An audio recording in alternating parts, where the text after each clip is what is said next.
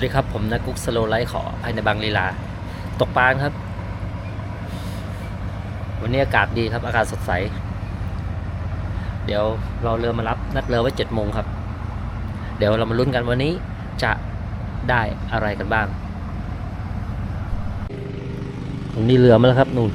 มาน้ำบานแล้วครับ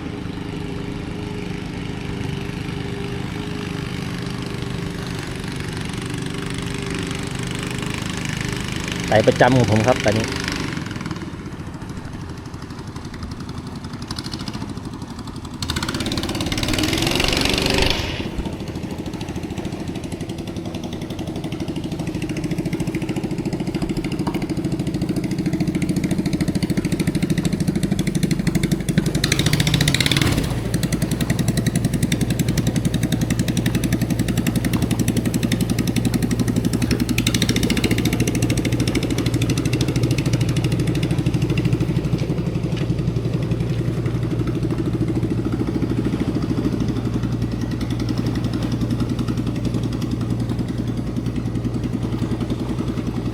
เทียบลำนี้ก็ได้มั้งก็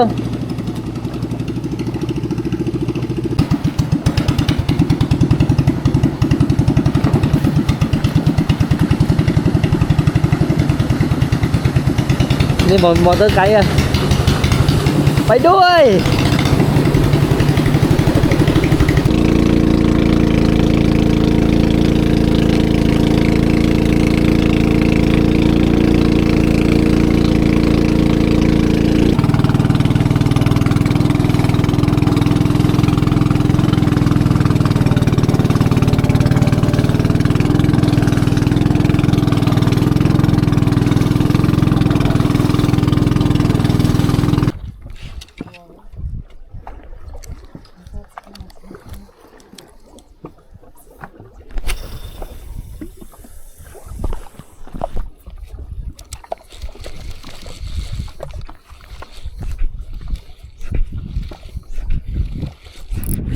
โดนแล้ว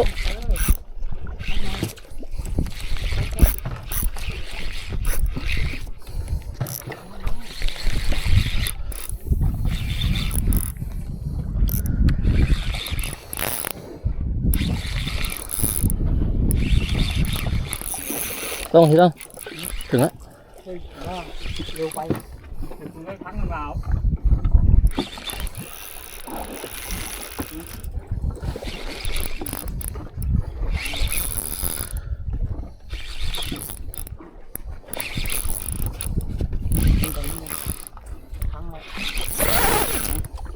จะวิ่งเอง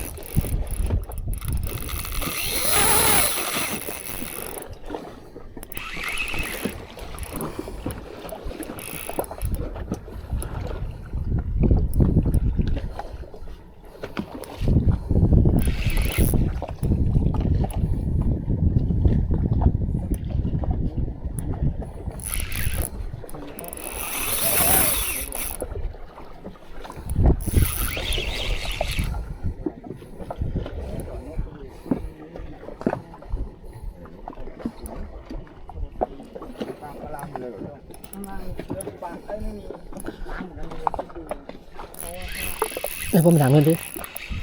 หนังก่อนไปแล้วมันกลับแล้วกลับมาแล้วมันกลับมาแล้ว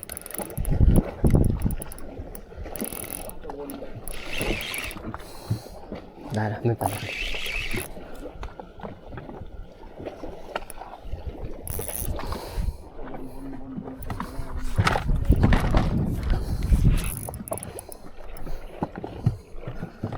หนังนั้นแหละผมได้เกาะแล้วไม่ใช่เลย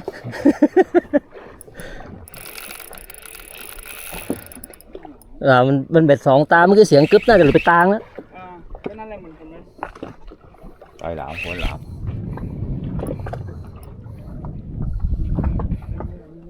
ขึ้นสัก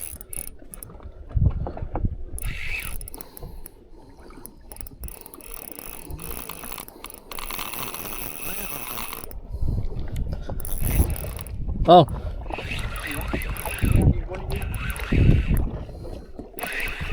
มาตามเรือนี่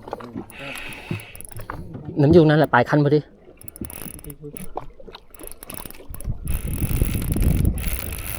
ก็อินซีเปล่าฮะ ตีฮะ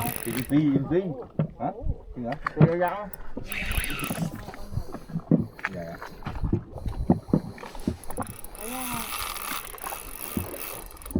ข้างหลังเป็น ตัวเป็นลายอะนะติดตาหลังเหรอ ไม่ว่าเบ็ดตาหลัง ยาวอ่ะ พี่เปามันด เปล่าโอ้นั่นไง ำที่พวกมันทำนี้จะยอมทางนี้ขึ้นแน่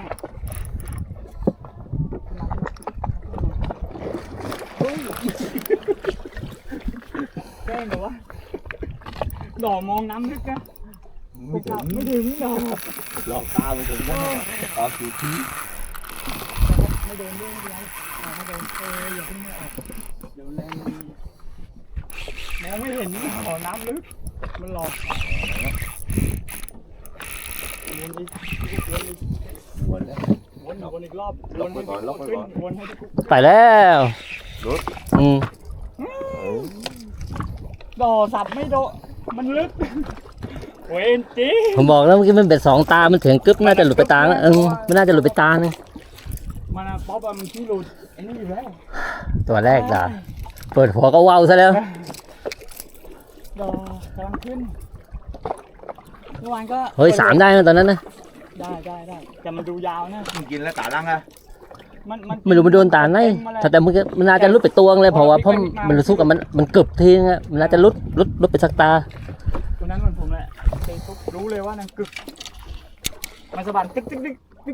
ลงอยู่นั่นแหละ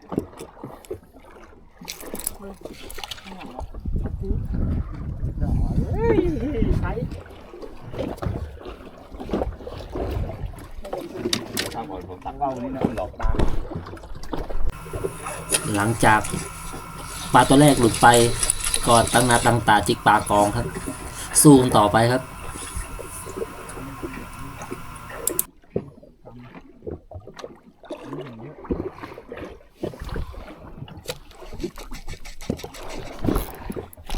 โดนแล้วต้งกลางน้ำเลยต้ง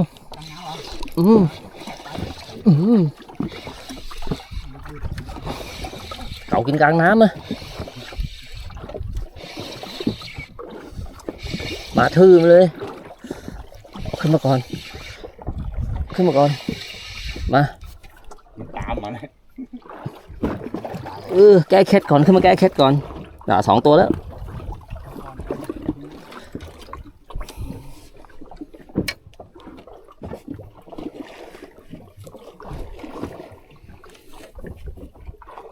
ลมมันจะไม่เหมือนเดิม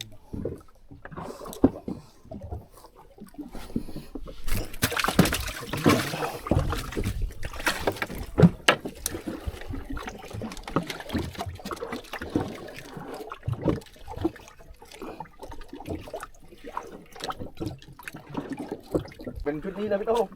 มันโค้งหรือเปล่าปักแหนบนี่หวายเนี่ยข้างตรงปักแหนบแต่เล็กๆประมาณ นี่แหละถุงนี้เลยต้องหยอมเลย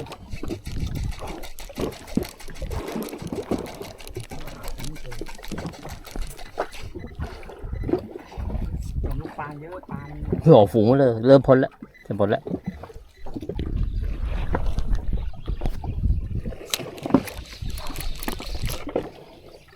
ยังไงมันเป็นยังไง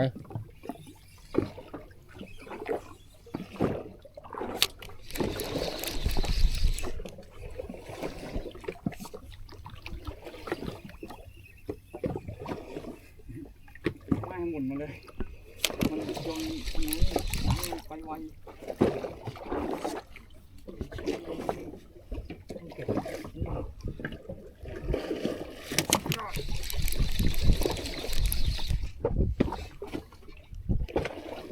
อ๋อรู้แล้ววันนี้เอาของมา2 อันนี่เอง ไม่เอาไว้หลายวันแล้วผมทำไม่อันแล้วก็ าทำมาให้อันจำทำมาให้อัน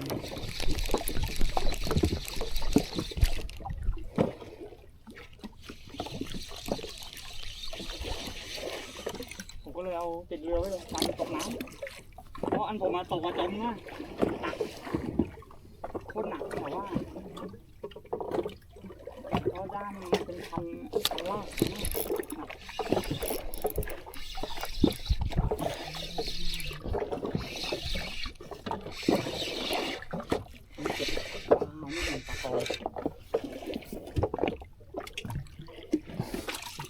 เพราะเดี๋ยวว่างมาไม่ได้เก็บนะ ติดนิดนึงเสียวตาโน่นอีก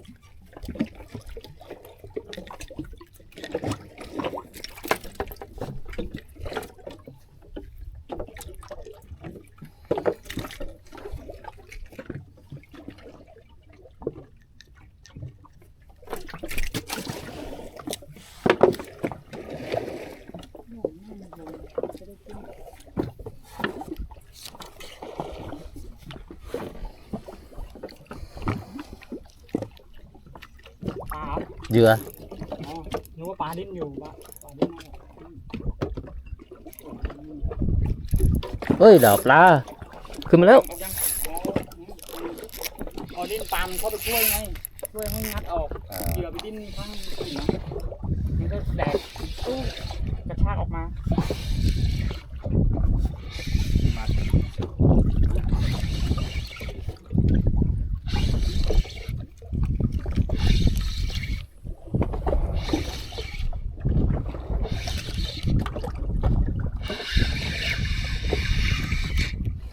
2 ตัว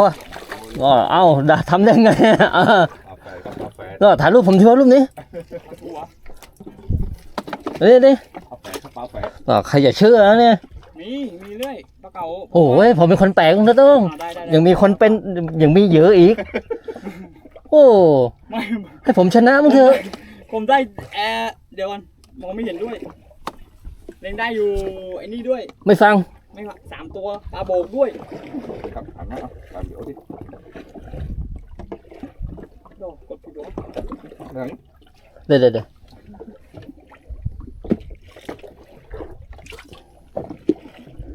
มันขึ้นอยู่1 2 3 เดี๋ยว เปล่า เนาะ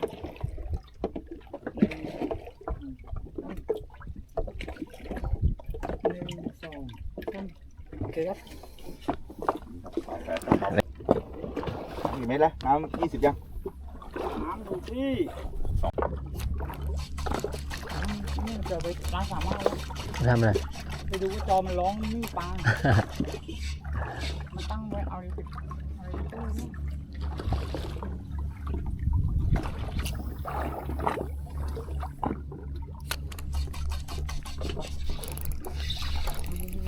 ดอกใส่หัวด้วยใส่หัวด้วยจริงก็จะตายอย่างนี้แหละ โอ้แต่ก็ใหญ่อยู่นะ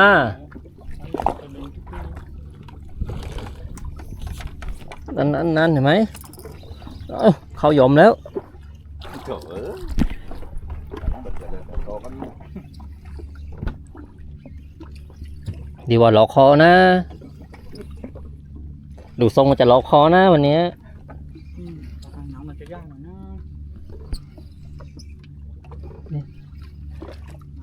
ปลาทางตัวเย็นปลามันจะมาก เอาของผมใหญ่กว่าเพื่อน โอเค จบ ปลามันจะมาก รอบนี้ผมชนะนะ โล50ก็เอาได้นะถ้าพูดถึงนะ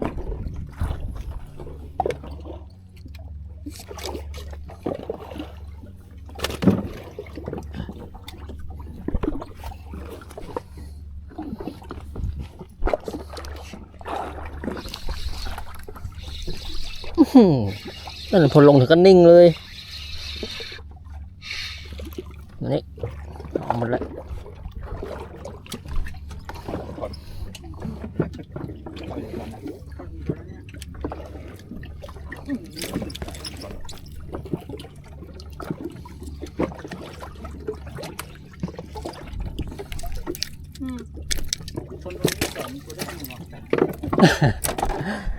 เขาเรียกว่า เข้าไปศูนย์การเรียนรู้อ่ะ นะครับส่วนจากแรกก็ ตบบทไปส่งลูกใคร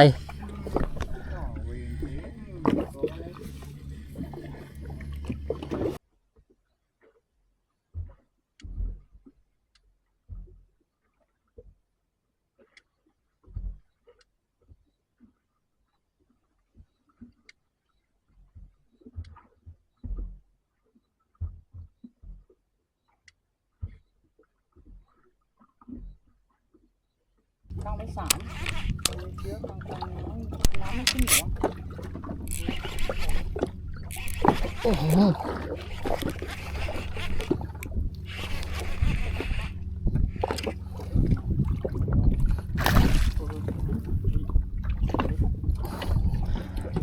โอ้โหเมื่อกี้คันอดแดก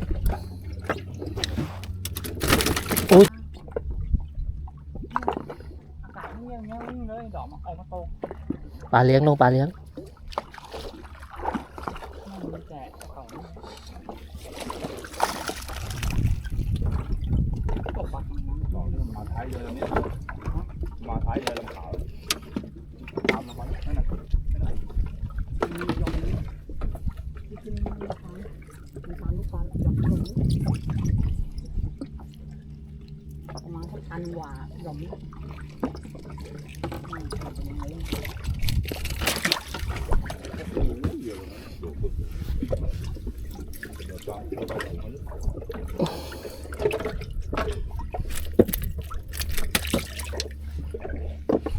น่าจะโดนก็พัก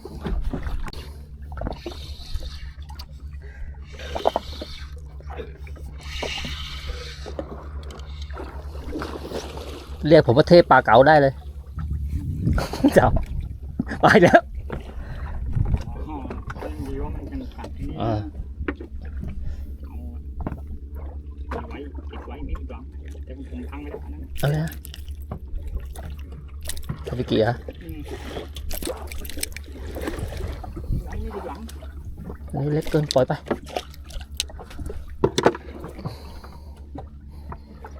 ขนาดอ่อนๆนี่ตกปลาเก๋ามันดีเหมือนกันเลยแต่เสียงว่ะ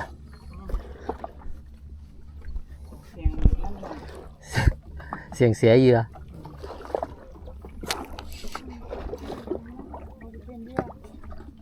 รู้ว่ามันจะมาให้เราเที่ยวได้ว่ายมาบุ๊บบุ๊บบุ๊บบุ๊บแบบ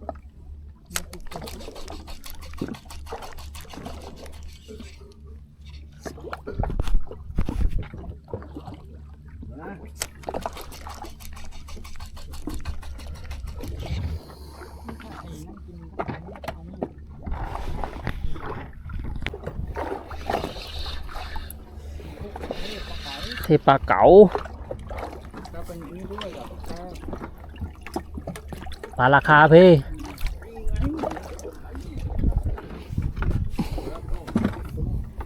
คัดไซส์อร่อยครับ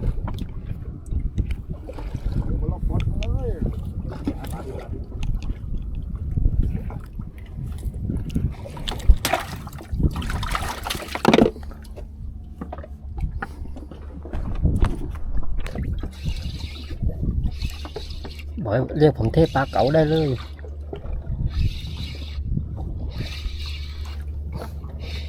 อืม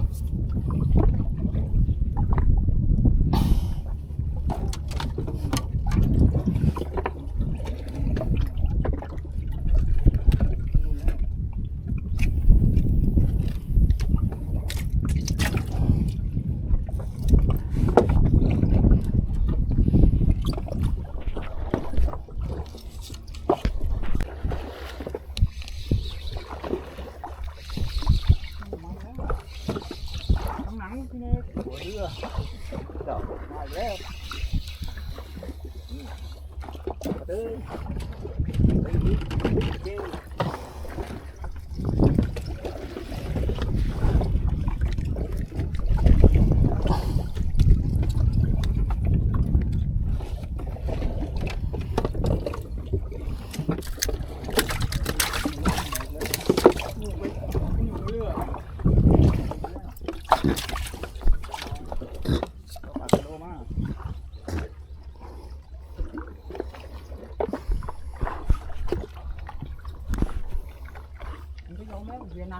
มือหมดแล้ว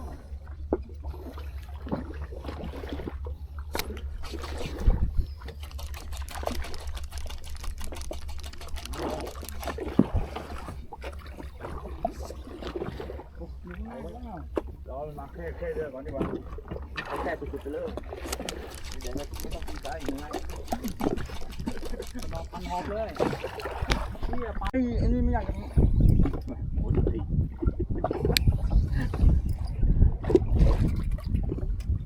พี่เทพเก่า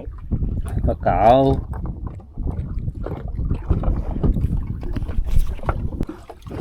ยังอยู่เหรอน้ำมันเชี่ยวแล้วตัวนิดเดียวแล้วนะไม่มีใครใหญ่กว่าผมแล้วเห็นไหม อุ้ยได้หลายหน่อยโอ้ยเหยื่อดีอ่ะ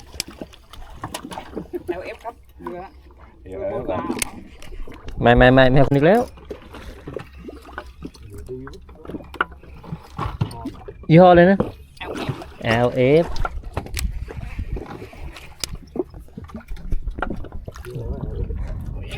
ปลาเก๋าชอบ สเตล หวานเจี๊ยบ หวานเจี๊ยบ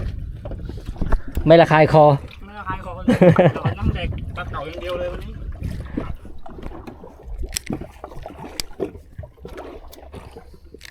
แต่นั่งกับปลาสีแดงตายเนี่ย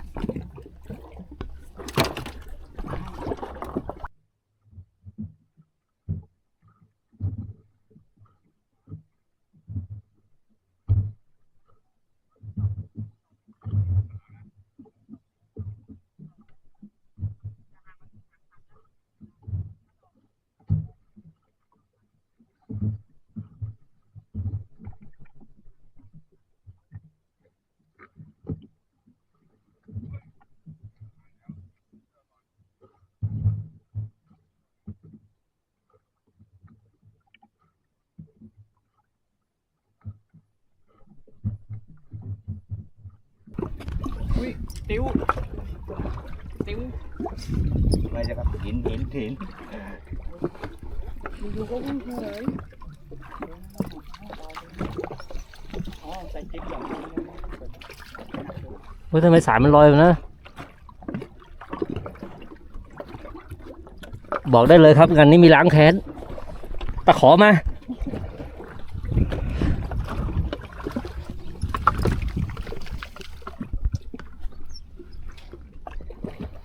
อุ้ยโต้ง สายของนู้นเลย สายเป็นปมด้วย โอ้ดอนั่นแหละผมแล้วก็เปิดหน้าเราหน้าไม่ได้ด้วยเหรอเดี๋ยว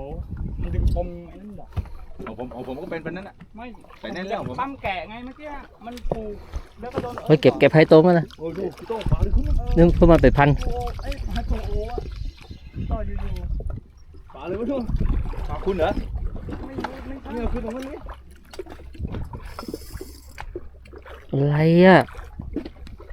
ขนาดผมว่า โอ้ยดอกอินทรีนี่ตั้ง ฉายอ่ะ อินทรีตั้งติดข้างน่ะ ขาดแล้วไม่ยาวอ่ะสั้น แล้วกันน่ะ ๆแก้มบางเหรอมีส่วนให้แก้มบางนะ แกบางก็ใหญ่อ่ะ อุตตมะ ไม่แก้มบาง ฮะ นี่นะเขาขาด แก้มบาง งานนี้มีล้างแค้นอ่ะบอกได้เลยทำไม่ลงหลาสงสารหลาทำหน้านั่งหงอยหลา แก้มบาง ไม่ใหญ่ไม่กว่าผมหลา มันสะท้อนน้ำ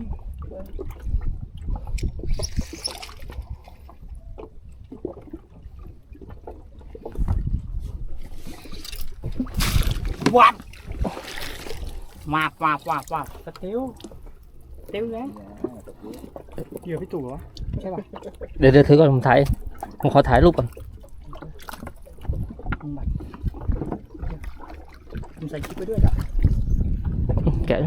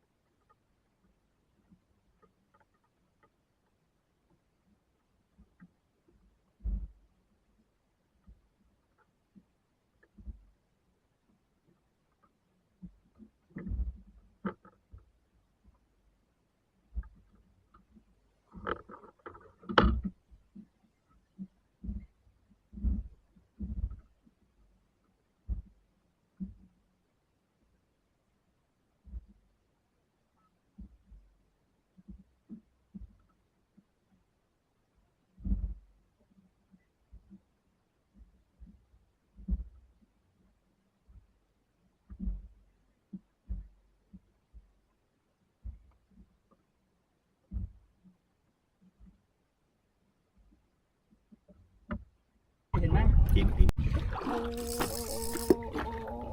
ใช่เปล่า โอ้น่าจะไม่ใช่เก๋าโอ้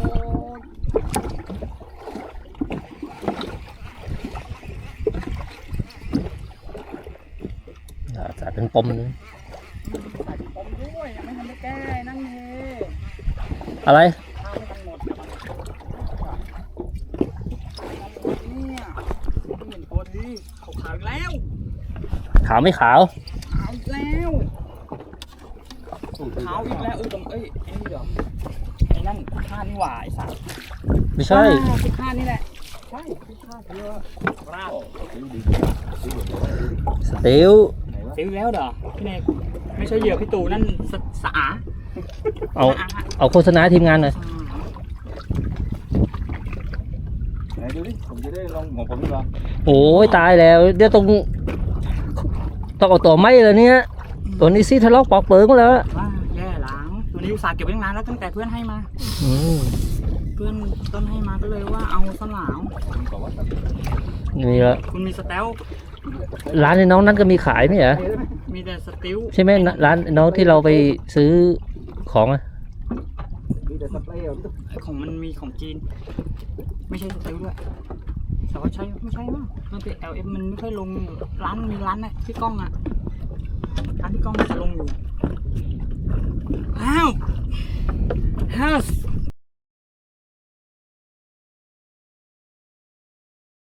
แกบ้างเหยื่อสติลครับแหมผมก็มีเหยื่อสติลอ่ะ อะไรแดงบางซ้าย ตู่แดงบาง เฮ้ย ซ้าย ได้บันทึกเปล่า แดงบางซ้ายไม่ได้บางจังหวะแดงบางซ้ายครับอยู่แดงบางซ้ายไม่อยากจะโม้อยาก เฮ้ยปลาเป็นบ่ ไอ้นี่ไอ้เปาแดงบางซ้าย แดงบางซ้ายนี่ลูกมันมากินก่อนเดี๋ยวแม่มา เดี๋ยวรอแม่ก่อน โถอ๋อมันเหยื่อสติลเหรอไม่เจอใช่เว้ย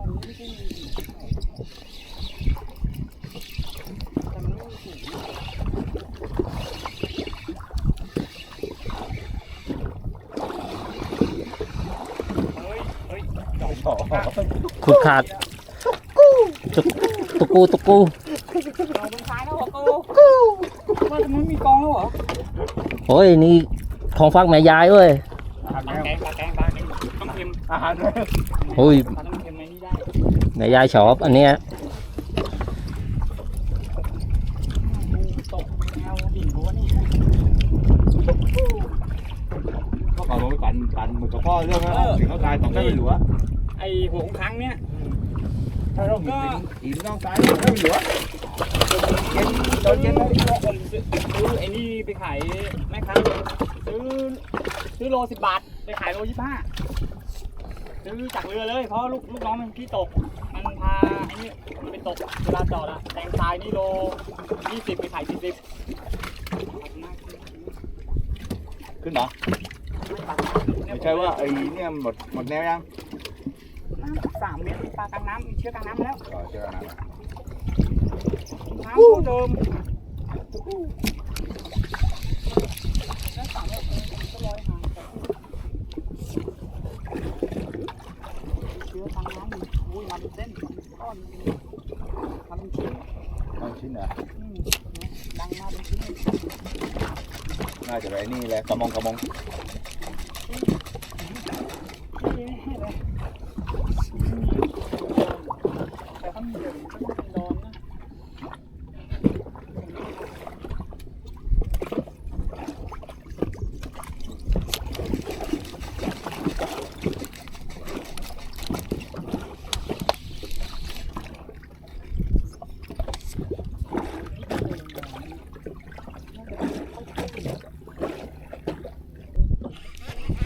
เก่าอยู่แล้ว แค่ตักเอาหน้าดินเลย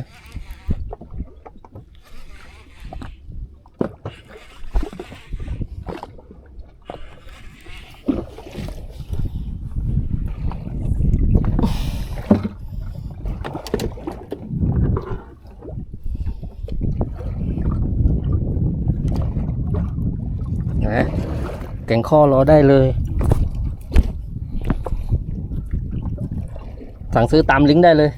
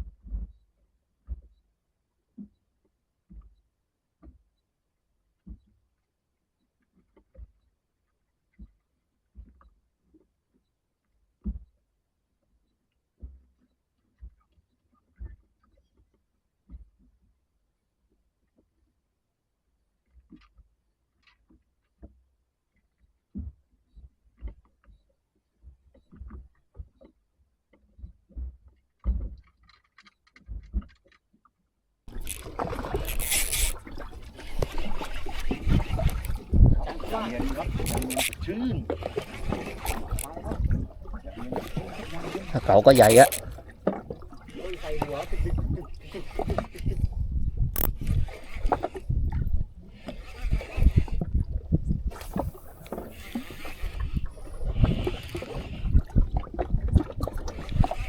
น่าจะเขาเลย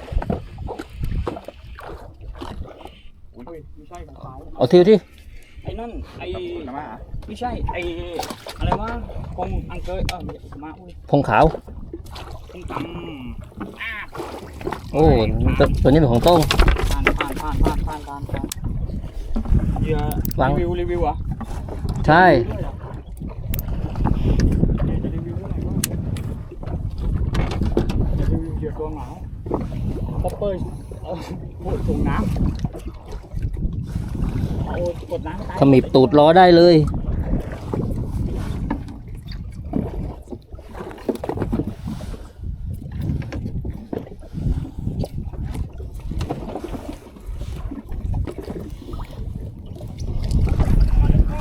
เดี๋ยวแปะลิงก์ไว้ให้ ไม่ให้ ใช่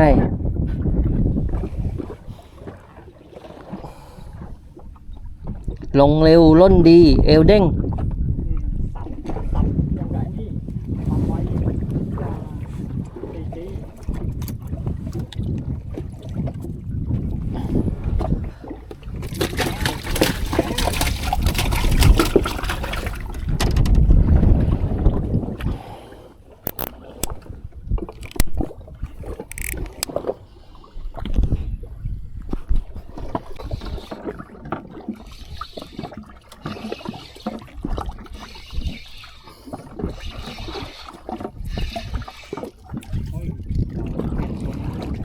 มาแล้วตัวแรกสโลง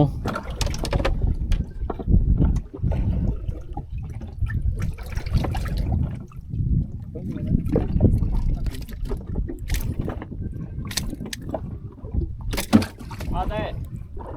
ฮะเอาปลาอะไรปลาเก๋าเฮ้ยยิงไม่กัดยิงไม่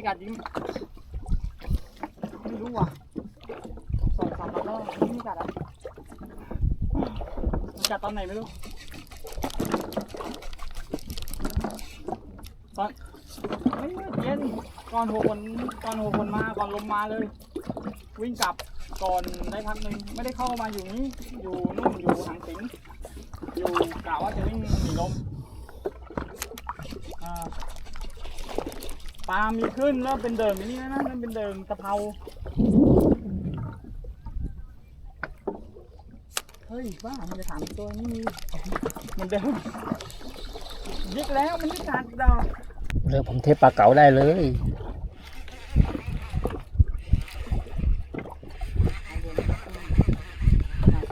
ตอนนี้หนีไปนี้แล้วก็มาขึ้นไปเลยวิ่งหาปลาสักหน่อย ไม่ใช่เว้ย มาแล้ว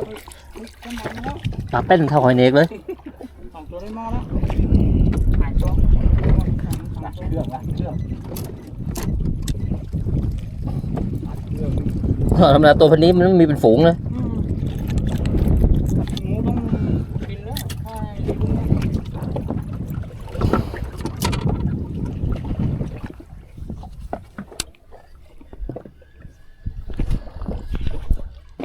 เอาเล่นแขนเสียเปลี่ยนแขนหมุนเลย แขนเสียไปครั้งเลย บอกแล้ว เสีย งานไม่สบายนะแต่ก็ไม่ลำบาก ทำกันนะรอบนี้นานนะ ผมคิดมา4 วันผมไม่บ่นเลยแข่งจะไปอยู่แล้ว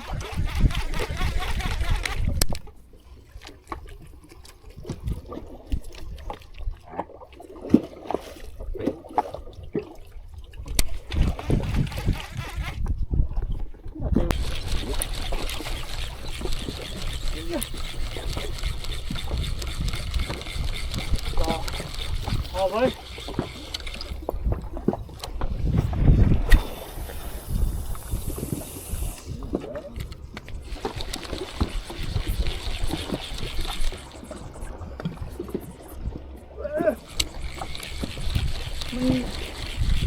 ตีอะไรบอกว่าตรงนั้นแม่ง ไป ขึ้น ไปไป เลย พอ อีกทีพออี ถึงแล้วดู ไม่เอาปากกลางเลย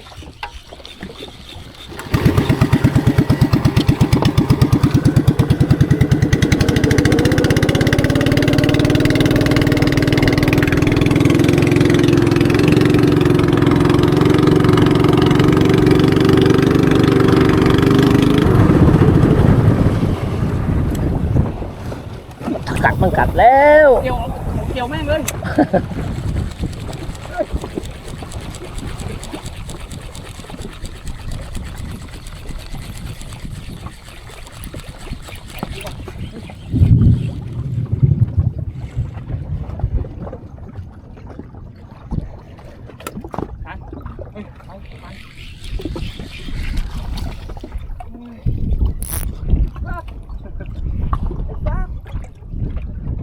สนุกหมดกันแล้วเลยสิทันปะวะ หนูไปทางนู้นแล้วไม่เปียก ไป ไปหลบก่อนไม่ก็ยังดีเพราะว่าทางนู้นลมมาทางนู้นเราต้องไปก่อน เราจะไว้ใจเหมยเต้ไม่ได้สัตว์ตัวนั้นติดกับตาย เจอมาแล้วใช่ไหม โดนมาแล้วจัดเลย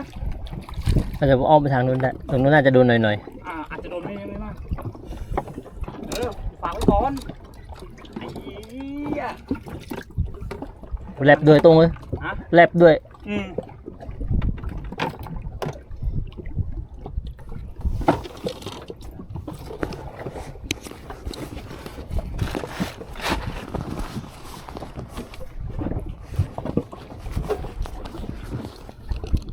แลบด้วยลั่นด้วยกลับบ้านดีกว่า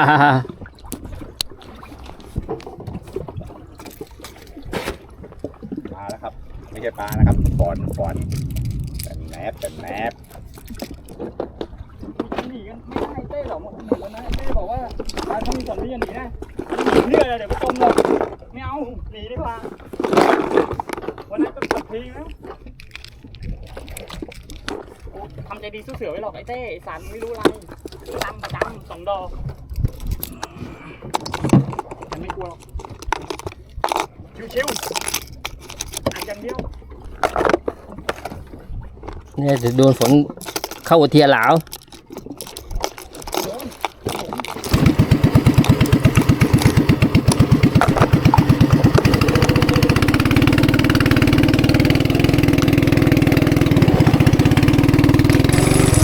และแล้วเวลา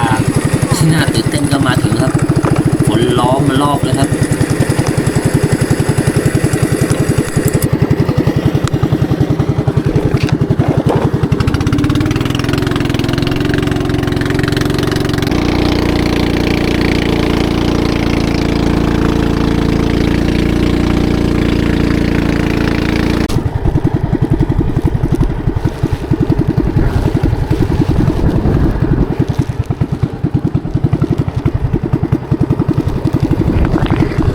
ตีหนึ่งได้นะเนี่ย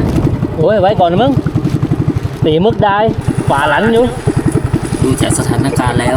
ไม่น่าจะทันครับก็เลยวิ่งแอบหลังเกาะก่อน ไม่รู้ เ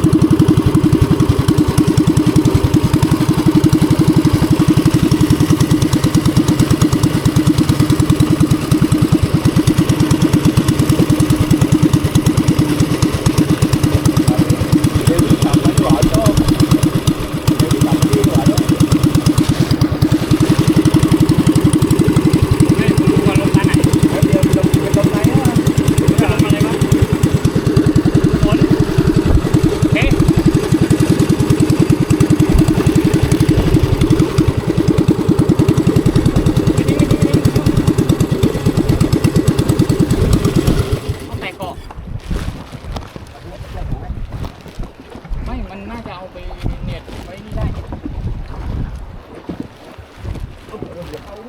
ไม่เอาไม่เข้านี่เลยกูจะเข้านี่ทำไมอ่ะ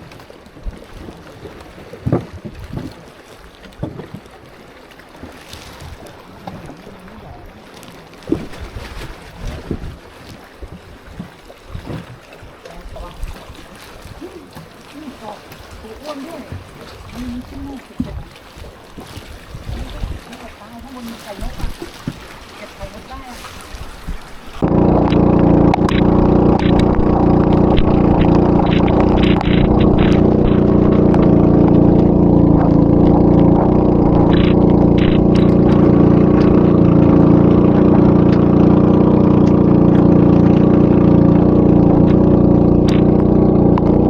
ขอบคุณทุกท่านที่รับชมนะครับ แล้วไว้พบกันในคลิปต่อไปอย่าลืมกดติดตามและกดถูกใจให้ด้วยนะครับ สวัสดีครับ